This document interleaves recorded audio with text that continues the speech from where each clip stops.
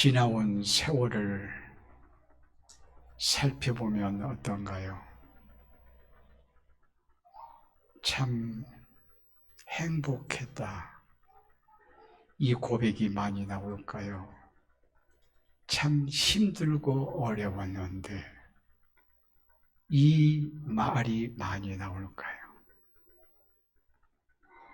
야곱은 바로왕 앞에서 그렇게 말했습니다. 내가 험악한 세월을 보내었나이다. 또 시편 90편 10절 말씀을 보면 인생이 70이요 강건하면 80이라도 그 연수의 자랑은 수고와 슬픔뿐이라. 이 시인의 고백이, 야곱의 고백이 우리의 고백 아닐까요? 슬픔과 고통뿐이었다. 험악한 세월을 보내었다. 나에게 묻는다면 저는 사실 행복한 날이 훨씬 많은 것 같아요. 그러나 전체적으로 보면 참 힘들고 어려운 일들도 누구에게든지 있죠.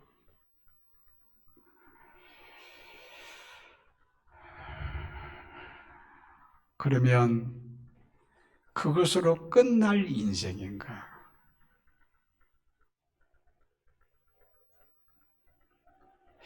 그리스도 예수 안에서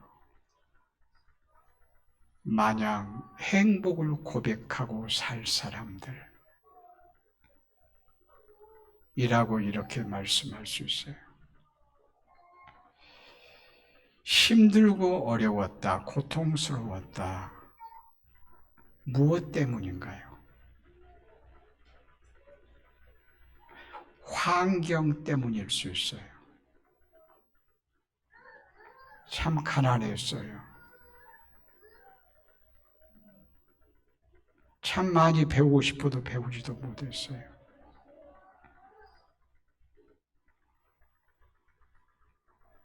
또 집도 편리하지 않는 불편한 집이에요. 이런 환경적인 면보다도 인간과의 관계에서의 고통이 더 커요. 다른 일반 환경의 어려움은 웬만하면 극복하고 살 수 있어요. 그러나 사람과의 관계에서 꼬여버리면요, 이건 감옥과 같아요. 특별히 선하고 좋은 일을 하고 오해를 받으면 더 힘들어요. 그러한 일들이 우리에게는 많이 있어요. 그러나 이것을 잘 극복하는 것이 신앙의 능력이라고 말씀할 수 있어요. 오늘 본문의 말씀 보면 바울과 실라가 빌립보에 전도하러 가요. 가다가 한 여인을 만났는데 귀신 들려 점하는 여인이었어요. 점을 잘하는데 귀신 들려서 잘했어요. 귀신 들렸다는 말은 사람의 구실을 못한다 그 말이에요. 귀신의 종이 되어서 귀신 시킨 대로 귀신의 노예가 되어서 귀신의 밥처럼 살아가요. 이게 사람인가요? 그런데 바울과 실라가 빌립보에 들렸을 때 그가 복음을 전하는 하나님의 사람이요 라고 알아봐요. 그러면서 나와 무슨 상관이 있나이까 라고 하며 괴로워요. 그때 바울이 예수 그리스도의 이름으로 귀신을 쫓아내요. 예수 그리스도의 이름으로 귀신을 쫓아내었으니 이제는 어때요? 온전한 사람이 되었어요.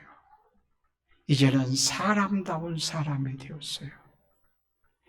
일보다 더 착하고 귀하고 아름다운 일이 어디가 또 있겠어요? 기실의 종으로 사람 구실을 못하고 살았던 사람, 귀신이 떠나니 이제는 온전한 사람 되어서 사람 구실을 할 수 있다고 하는 것, 엄청나게 선하고 아름다운 일이에요. 그런데 그의 주인은 이가 귀신 들려서 점을 했었는데 귀신이 떠나니 점을 할 수 없고 점을 할 수 없으니 이익이 없어지고, 이익이 없어지니까 바울과 실라를 뒤집어 씌워서, 죄를 뒤집어 씌워서 많이 쳐요. 40에 하나 감한매를 5번씩이나 맞아요. 40에 하나 감한매라는 말은 몇 대죠? 39대예요. 39대인데 5번이니까 몇 번이에요? 몇 대예요? 195대예요. 여러분이 자녀에게 매를 들 때는 그것이 사랑의 매지 않아요. 사랑이 심어져 있잖아요. 사랑의 정신으로 매를 때리잖아요. 그렇지 않으면 안 됩니다. 매 들면 안 돼요. 매를 들 때는 감정이 아니라 사랑으로. 그런데 지금 바울에게, 실라에게 매를 들어쳤을 때는 사랑의 마음이 있을까요? 찌끌 만큼도 없어요. 살인적인 마음이에요. 그것도 인정사정 볼 것 없이 마구 때리는 거예요. 왜 40에 하나 감한매를 때렸느냐 하면 40대를 때리다가 실수해서 41대를 때리면 그대로 자신이 다 벌을 받아야 되는 거예요. 때린 자가. 그러니까 40에 하나 감해가지고 39대만 때려요. 그것도 한참 쉬었다가 또 다시 때려요. 그래 195대를 죽을 만큼 살인적인 매를 맞는 거예요. 근데 그 마음이 매 자체도 아프지만 죽이는 살인적인 마음으로, 미워하는 마음으로 때렸으니 얼마나 아팠겠어요. 얼마나 아팠겠어요.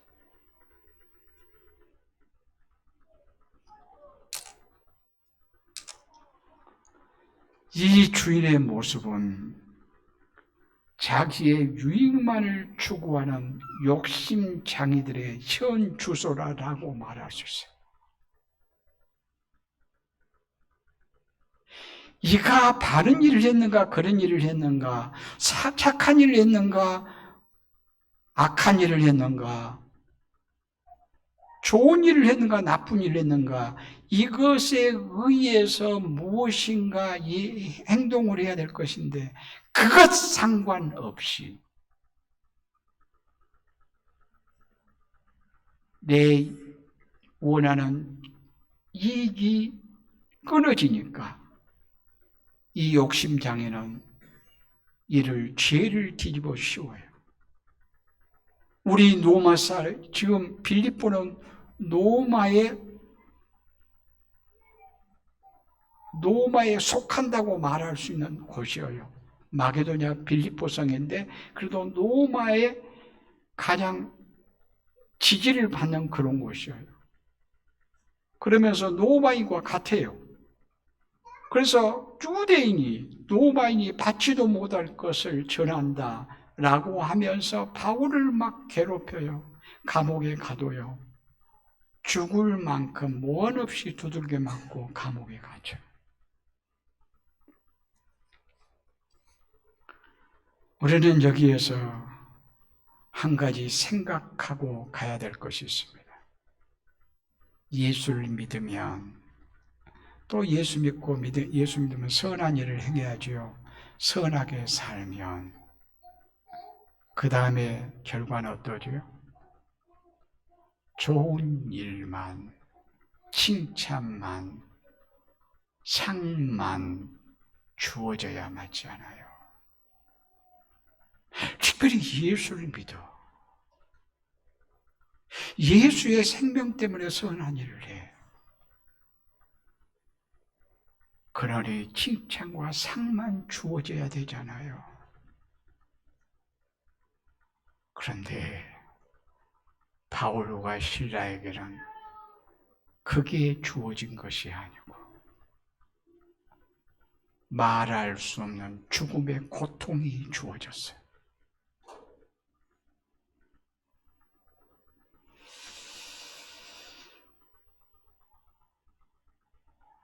예수를 믿는 것을 자기의 구미에 맞게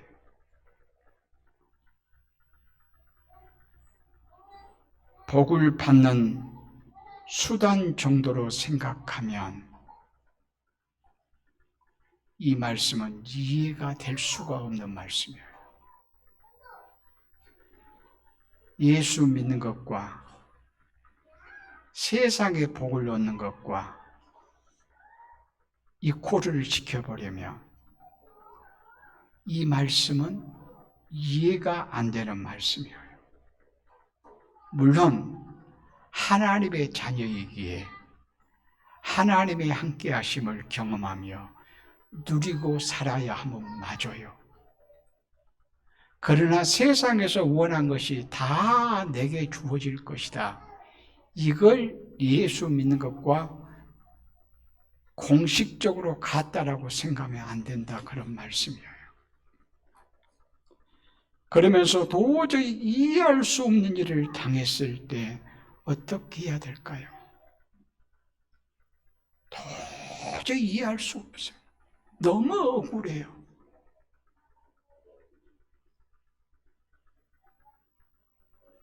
이럴 때 많은 사람들은 하나님 이럴 수가 있습니까?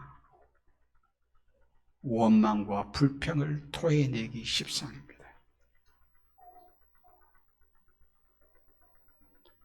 그리고 자기에게 억울함을 준 그에게 언젠가는 복수하고자 하는 마음이 싹트기 시작합니다. 그리고 자기 자신에 대해서는 낙심되어 자포자기합니다. 일반적으로 그래요. 그런데 바울에게는 그런 모습을 찾아볼 수 없어요. 만약에 그렇게 한다고 해봅시다. 너무 낙심돼서 자포자기해. 해결책이 있을까요? 해결이 될까요? 아니, 저 사람이 나를 괴롭혔어. 내가 언젠가는 복수할 거야. 두고 봐라. 그러면 해결될까요? 하나님, 내가 하나님을 섬기고 하나님의 일을 하다가 이럴 수가 있습니까? 원망과 불평을 하면 해결이 될까요? 그건 해결책이 없어요. 안 돼요. 그럼 어떻게 해야 될까요? 너무나도 억울하고 힘들고 당할 수 없는 일을 당했어요. 우리가 세상 살다 보면 그럴 수 있어요. 그렇게. 그럴 때 시선을 주께 돌리는 거예요. 내 자신 마음의 생각을 내려놓고 주님의 뜻이 어디에 있지? 주님께서 지금 이것을 통해서 하시고자 하시는 일이 무엇이지? 주를 바라보며 주의 뜻을 묵상할 수 있는 대로 나아가야 답이 나와요. 바울은 옥에 갇혀서 뭐예요? 기도하고 찬송해요. 그때 옥문이 열려요. 그러면서 간수가 자살하려다가 칼을 빼서 자살하려 해요. 죄수들이 나갔으면 자기가 죽어야 되니까 미리서 자결을 하려고 하는 거예요. 그때 바울이 우리가 다 여기 있다. 자살하면 안 돼. 그때 선생들아 내가 어떻게 하리까 물어요. 그때 바울은 어찌해야 될까요?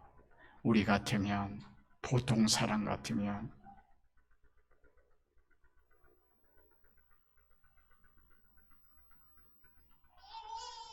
자기 자신의 위대함을 자랑하려는지 모르겠어요. 그러나 이때가 기회예요. 어떤 기회예요? 복음을 전하는 기회예요. 그러니까 우리가 이 세상을 살아가면서 굉장히 힘들 때가 있는가 하면 또한 반대로 굉장히 인정받고 대단해지고 칭찬받고 상을 받고 막 엄청난 영광이 주어질 때가 있어요. 그때 어찌해야 될 거냐 그 말이에요. 그때 복음을 증거하는 기회로 선용해야 돼요. 바울은 그랬어요. 주 예수를 믿으라. 그리하면 너와 내 집이 구원을 얻으리라. 얼마나 대단한가요? 보통 사람 같으면 나 하나님의 종이야, 하나님의 능력이 있지, 대단하지, 자기를 자랑하고 싶은 마음이 막 꿀떡 같을 텐데 그게 아니고 주 예수의 복음을 증거해요. 그리하여 이 사람의 간수가 온 집이 예수를 믿음으로 하나님을 섬김으로 크게 기뻐해요. 간수하면서 공무원으로서 봉급을 받아서 가정의 생활을 유지하는 것도 기쁨이에요. 그것도 일반적인 의미에서의 기쁨이고 좋아요. 그러나 그 기쁨하고는 비교할 수 없는 하나님을 믿었으므로 크게 기뻐하는 기쁨, 대인의 기쁨, 진정한 기쁨, 성령의 열매의 기쁨을 얻는 거예요.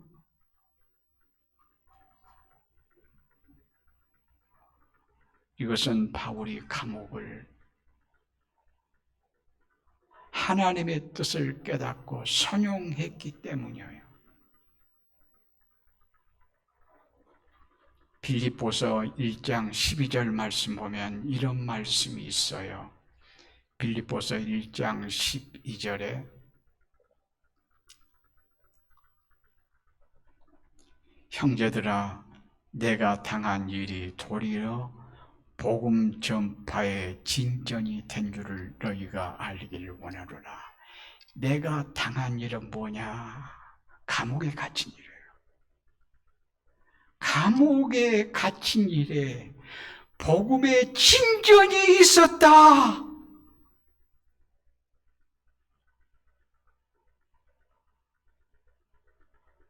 내가 자유로운 몸이었으면, 감옥에 갇히지 않았으면 감옥에서는 복음을 전할 수 없잖아. 근데 감옥에 갇히고 나니까 감옥 안에 있는 자들에게 복음을 전할 수 있어. 복음의 진전이 있다. 얼마나 대단한 고백인가요?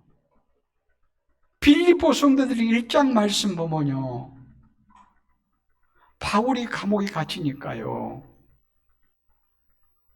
바울을 동역했던, 바울을 지지했던 그 사람들은 우리가 바울의 목까지 하자 그러면서 열심히 밖에서 복음을 전하는 거예요. 바울이 지금 복음을 전할 수가 없잖아, 감옥에 갇혀서. 그러니 우리가 바울의 목까지 해야지. 그러면서 열심히 여기저기 막 복음을 전하고 다녀요. 그런가 하면 바울에게도 원수를 맺는 자들이 있었어요. 바울을 싫어하는 자들이 있었어요. 바울을 지지하고 좋아하는 자들만 있는 게 아니라 바울을 미워하고 바울이 조금 망했으면 좋겠다고 하는 그리스도인들도 있었어요. 이건 못된 마음이지만 그리스도인 중에서 그런 사람이 있었다니까요. 그 사람들 어떨까요? 야, 바울 감옥에 잘 갇혔다. 그러나 복음이 전해진다고 하는 사실을 드러내기 위해서 우리가 열심히 복음을 전하자. 그러니까 복음을 지지한 사람은 바울의 목까지 감당하기 위해서 복음을 전하고, 바울을 반대하고 미워한 사람은 바울 없어도 된다고 하는 것을 보여주고 싶어서 열심히 전하고, 이렇게 전하나 저렇게 전하나 증거되는 자는 예수 그리스도의 복음이니 밖에서도 복음의 진보가 엄청나고 열매가 엄청나고, 감옥 안에 갇히니까 감옥 안에서까지 내가 복음을 전할 수 있으니 이게 엄청난 복이지 않느냐. 바울은 이렇게 해석해요. 세상에 이런 해석이 어디가 있어요? 마음을 하늘에 둔 자만이 할 수 있는 고백이에요. 손과 발은 묶였어도 자유로운 몸이 아니어도 찬송하고 기도하는 것은 할 수 있잖아요. 여러분, 그렇죠? 팔이 묶였어요. 팔이 묶였어요. 감옥에 갇혀서. 그러나 찬송하고 기도하는 것까지 못하지는 않잖아요.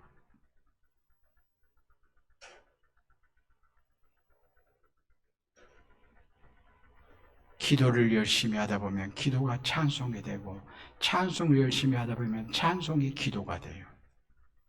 바울이 그리웠어요. 뭐라고 기도했을까요?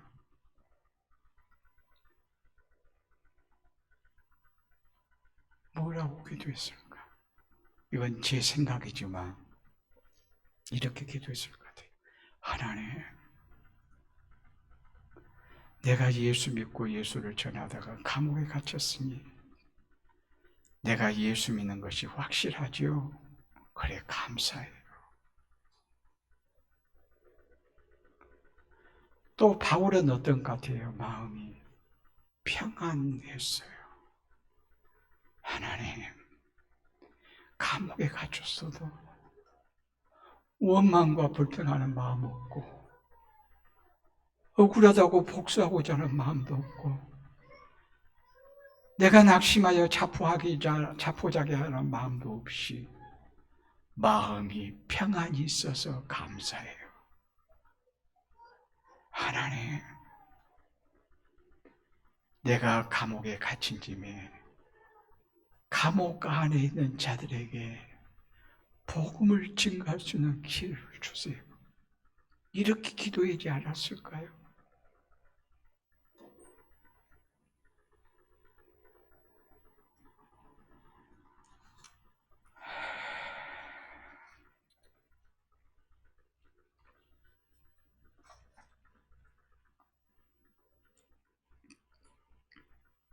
기가 막힌 현실 속에서 지금 밤중이라고 말해요. 밤중.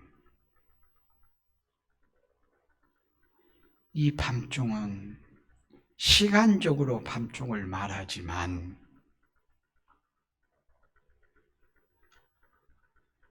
고통을 당한다는 의미에서도 밤중이잖아요. 밤중에 그의 입에서 고통의 신음소리 대신에 기도가, 원망과 저주 대신에 찬양이 흘러나와요. 어떻게 이룰 수 있을까?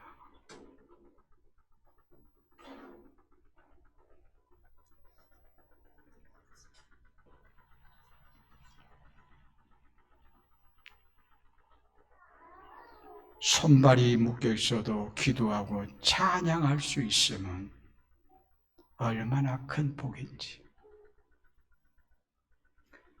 만약에 기도하고 찬양의 방식으로 이 문제를 풀어갔으니까 되었지, 그가 원망하고 불평하고 원수를 복수하고자 하는 마음이 있고 낙심하여 자포자기 하면 문제는 더 꼬여요.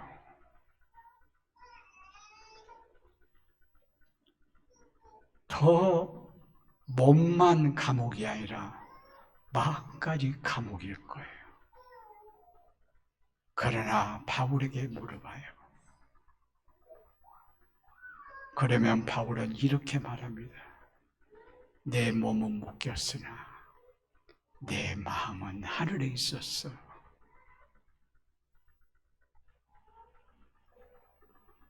그러니 몸은 고통스러워도 마음이 하늘에 있었다는 의미에서 대단한 복이에요.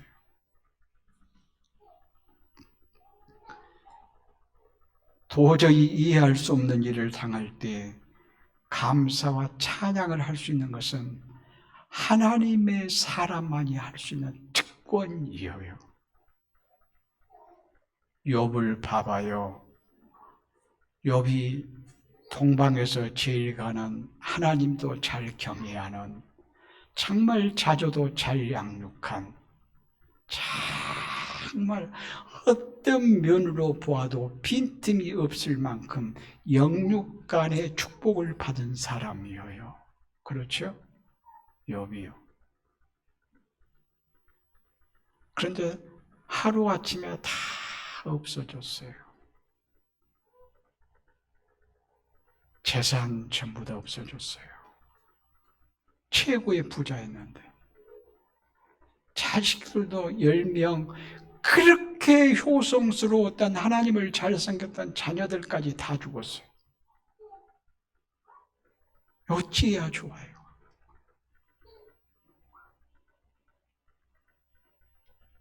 그때 욥은 이렇게 고백합니다. 욥기서 1장 21절 말씀을 보면 이렇게 고백하고 있어요.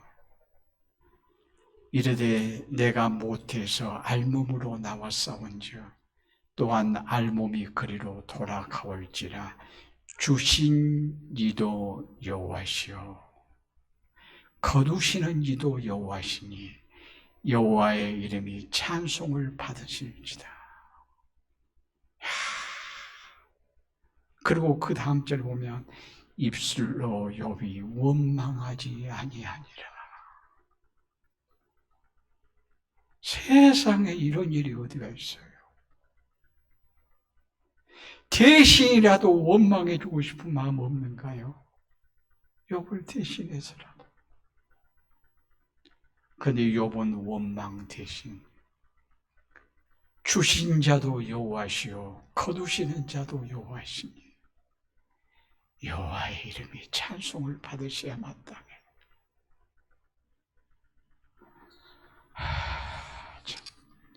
야고보는 말합니다. 너희 중에 고난 당하는 자가 있느냐? 기도할 것이요 즐거워하는 자가 있느냐? 찬송할 것이라. 바울이 그렇게 매력 있는 사람이 될 수 있었던 이유는 한마디로 요약하면 발은 착고에 매어 있었으나 마음은 하늘에 있었기 때문이라. 초대교부 터투리안이 그렇게 말했습니다. 바울과 실라가 마음이 하늘에 가 있을 때 발이 착고에 매어 있었는지 없었는지조차 느끼지 못했을 것이다. 맞지요? 여러분도 그렇게 고백할 수 있죠? 발은 착고에 매어 있지만 마음이 하늘에 가 있으니까 감사와 찬양이 있고 하나님을 의지하는 기도가 있어 발이 지금 착고에 매어 있는지 안 매어 있는지 조차 느끼지 못할 만큼의 대단한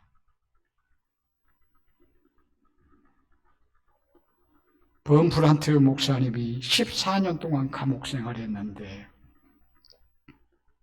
14년 동안 감옥 생활하는 것이요 순식간 같았대요. 길게 느껴지지 않았다 그 말이에요. 그럴 수 있었던 것은 신비한 기쁨을 주님 안에서 늘 발견하고 살았기 때문이라. 그 기쁨이란 이 세상의 어떤 것과도 비교할 수도 없고 바꿀 수 없는 깊고도 특이한 오묘한 황홀한 기쁨이었다. 우리가 운동선수를 봐도요, 그 금메달 따는 선수를 보면 보통 사람이 힘을 10% 쓴다면 그 사람들은 99% 써버린 것 같아요. 야, 보면 그 골을 넣기 위해서 또 상대방을 이기기 위해서 생명을 걸어버린 것 같아요. 몸을 안 아껴요. 완전히 거기에 전체를 해요. 그 누구인가요? 배드민턴 세영이, 이름이 뭔 세영이더라. 그게 21살 먹으네. 3회전까지 해야 되는데 1회전 할 때 다리가 이상이 돼버렸잖아요. 그래도 인내하면서 한 것 보면요, 이야, 안 아픈 사람처럼 해요. 안 아픈 사람. 세계 하여튼 세계적인 선수하고 하면서 안 아픈 사람처럼. 마음이, 지금 몸은 아파요, 몸은. 근데 마음이 그러니까 그런 거예요. 금메달 따려고. 그렇다면 하늘에 주신 기쁨, 이것은 금메달하고 비교할 수 있을까요? 금메달은 잠시 잠깐이잖아요. 하늘의 기쁨은 영원해요.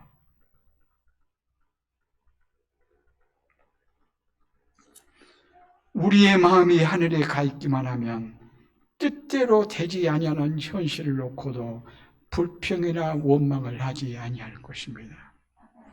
우리의 마음이 하늘에 가 있다면 남보다 좀 가난해도 비참하게 여기지 아니할 것입니다. 큰 불편을 당할지라도 완전한 절망은 하지 아니할 것입니다. 캄캄한 밤중, 이것은 시간적인 밤중이란 말이지만 그러나 실제 마음까지 캄캄할 만큼 그리해도 찬송과 기도할 수 있는 능력을 갖는다면 이게 복이라. 로마에 가면 지하 무덤이 있어요. 지하 무덤이 로마에 막 지하로 한 20km씩 돼요. 한두 개가 있는 것이 아니에요. 지하로 가면 굴이 있어요, 굴이. 굴을 파가지고 거기 묘를 쓰는 거예요. 그런 곳이에요. 그런데 로마 네로 황제를 중심해서 엄청나게 핍박을 했잖아요. 예수 믿는 사람을 톱으로 켜기도 하고, 사자 골레시움 원형 경기장에 예수 믿는 사람을 집어넣어서 사자의 밥이 되게 하기도 하고, 끓는 가마송에 집어넣기도 하고, 십자가에 죽이기도 하고, 다양한 방식으로 엄청난 핍박을 가해왔을 때 크리스찬들은 어디에서 하나님을 섬겼는가? 지하 무덤, 카타콤이라고 그래요. 카타콤에 가서 예배했어요. 그들은 한란과 핍박 가운데서도 신앙을 지켰다 그 말이에요. 그 지킬 때 원망과 불평 속에서 그랬을까요? 하늘의 기쁨 속에서 그렇게 할 수 있었어요. 우리는 하나님의 일하심의 흔적들을 늘 경험하고 살아야 될 사람들입니다. 언젠가 막 저녁에 폭풍이 엄청나게 몰아쳐요.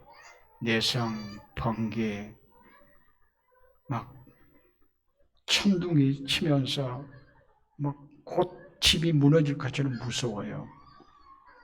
막 이불 속에 들어가고 막 무서워하고 잠도 설치고 자지도 못하고 막 괴로워요.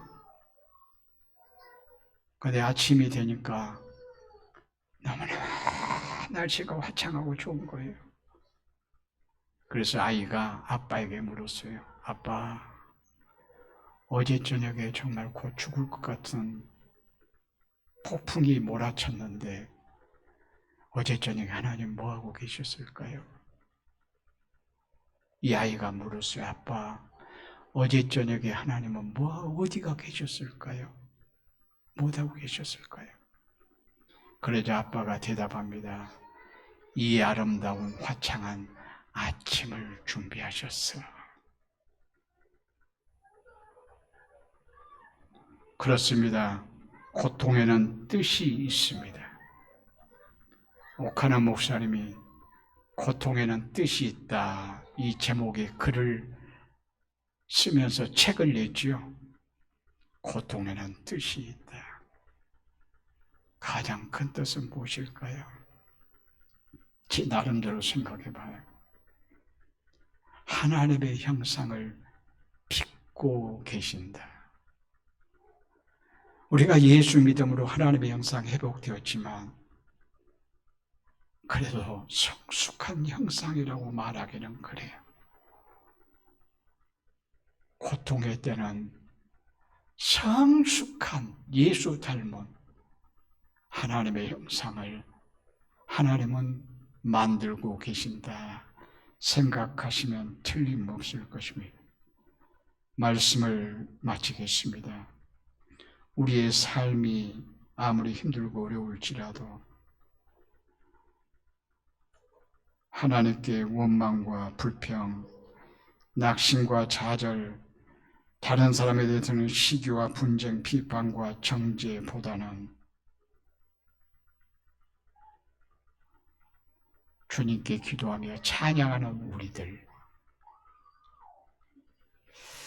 만약에 원망과 불평, 좌절, 낙심, 미움 이런 것에 매여 있으면 몸은 자유로워도 자유로울 수가 없어요.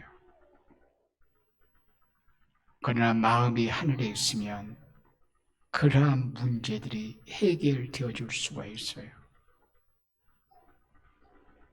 지금 바울과 실라가 감옥에 갇혀서 기도하고 찬양할 때 25절 말씀 보면 제수들이 듣더라라고 말해요. 여러분이 힘들고 어려운 현실 속에서도 찬양하고 기도하는 아름다운 소리가 자녀에게, 가족에게, 이웃에게 들리는 이런 역사가 있으면 여러분의 삶은 복음의 향기로서의 삶을 사셨다. 이렇게 말씀할 수 있을 것입니다. 기도하시겠습니다.